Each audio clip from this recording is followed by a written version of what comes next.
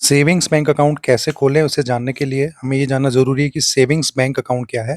ये एक बचत खाता है जो आप किसी भी सरकारी बैंक अथवा किसी भी प्राइवेट बैंक में खोल सकते हैं। इसके लिए आपको अपनी नज़दीकी बैंकिंग शाखा में जाना होगा। शाखा में आपको मे आई हेल्प यू काउंटर में संपर्क करना होगा। उपस्थित अधिकारी अथवा कर्मचारी से आपको बताना होगा कि आप एक सेविंग्स बैंक खाता उनके बैंक में खुलवाना चाहते हैं। सेविंग्स बैंक खाता खुलवाने के लिए सबसे पहले आपको केवाईसी डॉक्यूमेंट्स देने होंगे।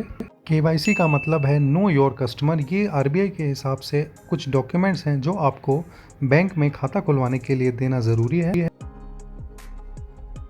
सर्वप्रथम आपको अपनी एक पासपोर्ट साइज़ फ़ोटो देनी होगी जो अकाउंट ओपनिंग फॉर्म में लगेगी, और ये बिल्कुल भी ज़रूरी नहीं है कि इन महिला की तरह आप भी सुंदर दिखें। इसके बाद बात आती है आईडी प्रूफ की, तो फ़ोटो आइडेंटिटी प्रूफ के लिए आप अपना पैन कार्ड दे सकते हैं। अगर आपके पास पैन कार्ड नहीं है तो आप ड्राइविंग लाइसेंस भी दे सकते हैं।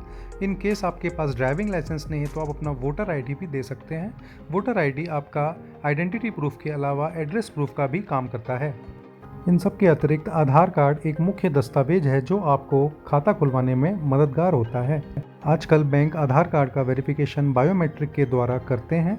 इसमें एक ओटीपी आपके रजिस्टर्ड मोबाइल नंबर पर जाता है, इसलिए बहुत ज़रूरी है कि आधार कार्ड का रजिस्टर्ड मोबाइल नंबर आप अपने साथ लेकर जाएं। इसके अतिरिक्त जिन लोगों के पास अपना पासपोर्ट है वो पासपोर्ट की मदद से भी बैंक खाता खुलवा सकते हैं। अगर आपके पास ये समस्त दस्तावेज नहीं हैं किंतु आप सरकारी कर्मचारी हैं तो आप अपना सरकारी आइडेंटिटी कार्ड दिखाकर भी खाता खुलवा सकते हैं। फ़ोटो आइडेंटिटी के बाद नंबर आता है एड्रेस प्रूफ का, जिसके लिए आप अपना इलेक्ट्रिसिटी बिल का उपयोग कर सकते हैं। अगर आपका मेन रेजिडेंशियल एड्रेस उस शहर का नहीं है तो आप रजिस्टर्ड रेंटल एग्रीमेंट भी दे सकते हैं। ध्यान रहे आपके द्वारा दिए गए समस्त फ़ोटो और डॉक्यूमेंट सेल्फ अटेस्टेड अर्थात स्वयं सिग्नेचर करके प्रमाणित करना आवश्यक है। बहुत सारे लोगों को सिग्नेचर और नाम में कन्फ्यूजन होता है। नाम आप वो लिखते हैं जो आपके द्वारा दिए गए डॉक्यूमेंट्स में उपस्थित होता है। इसके अतिरिक्त सिग्नेचर आप किसी भी भाषा में, किसी भी शैली में, किसी भी प्रकार से कर सकते हैं, किंतु याद रखें एक बार आप जो सिग्नेचर बैंक में कर देते हैं वो हमेशा वही रहता है। बदलवाने की प्रक्रिया काफ़ी लंबी होती है। इस समस्त प्रक्रिया के पश्चात आपको थोड़ा देर इंतज़ार करना है और कुछ समय बाद ही बैंक द्वारा आपको आपकी पासबुक, जिसमें कि प्रथम पृष्ठ में ही आपका खाता नंबर लिखा हुआ है, वो प्रदान कर दी जाएगी। तत्पश्चात आपको अपने इस खाते में पैसे जमा कराने होते हैं। पैसे जमा कराने के लिए आपको एक जमा की रसीद काउंटर से लेना है। प्रायः समस्त बैंक इसी तरह की जमा रसीद उपयोग में लाते हैं। इस रसीद में आपको ध्यानपूर्वक अपना संपूर्ण खाता नंबर और पूरा नाम लिखना होता है। इसके साथ ही नोटों की डिटेल बड़ी ही सावधानी से भरनी चाहिए ताकि किसी भी प्रकार की त्रुटि ना हो। रसीद भरने के बाद पैसों के साथ ये रसीद कैश काउंटर में जमा करा दीजिए। बैंक कैशियर के द्वारा आपके द्वारा दी गई रसीद की संपूर्ण जानकारियों को चेक किया जाएगा। आप देख सकते हैं कि ये रसीद दो भागों में है।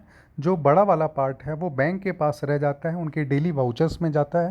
ये जो छोटा वाला पार्ट है वो आपकी रसीद है। आपको दोनों ही हिस्सों में अपना नाम, खाता नंबर, आज की तारीख, डिनोमिनेशन के साथ हस्ताक्षर करना है। ध्यान रखें कि बड़ी वाली पर्ची में अपना मोबाइल नंबर अवश्य भर दें। किसी भी तरह की त्रुटि होने के केस में शाम को कैशियर के द्वारा आपको फ़ोन करके उसकी जानकारी दे दी जाती है। एक बार पैसे जमा होने के पश्चात अपनी पासबुक काउंटर में थोड़े समय के बाद ले जाएं और उसमें अपने द्वारा जमा की गई राशि की एंट्री करवा लें।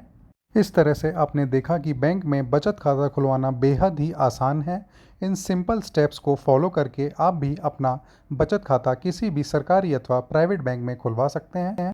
आज बैंक कर्मचारी बेहद ही हेल्पिंग नेचर के होते हैं। आपको हर तरीके से मदद की जाती है और आप आसानी से अपना खाता खुलवा सकते हैं।